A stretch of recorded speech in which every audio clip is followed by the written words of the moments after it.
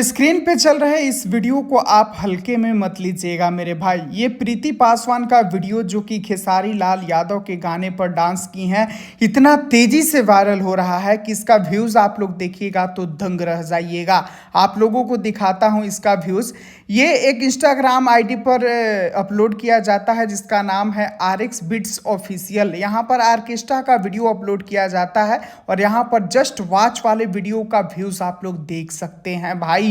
5 million, महज कुछ दिनों में 5 मिलियन व्यूज लाना कोई मामूली बात नहीं होता है। और प्रीति पासवान का ये वीडियो इस तरह से सोशल मीडिया पे वायरल हो रहा है कि जो भी लोग भोजपुरी का कंटेंट देखते हैं वो सभी लोग इस वीडियो को लाइक भी ज़रूर किए होंगे। खैर आप लोगों को बता दें कि बहुत सारे लाइक्स इस वीडियो पर आ रहे हैं और बहुत सारे लोग इस वीडियो को शेयर भी कर रहे हैं। और यहाँ तक कि खेसारी लाल यादव के लिरिक्स राइटर इस गाने के पवन पांडे जी ने भी इस वीडियो को लाइक और कमेंट दोनों किया है मेरे भाई। खैर मुझे तो ये वीडियो काफ़ी ज़्यादा पसंद आया, लेकिन आप लोगों को कितना पसंद आया आप लोग अपना राय कमेंट बॉक्स में ज़रूर बताइएगा।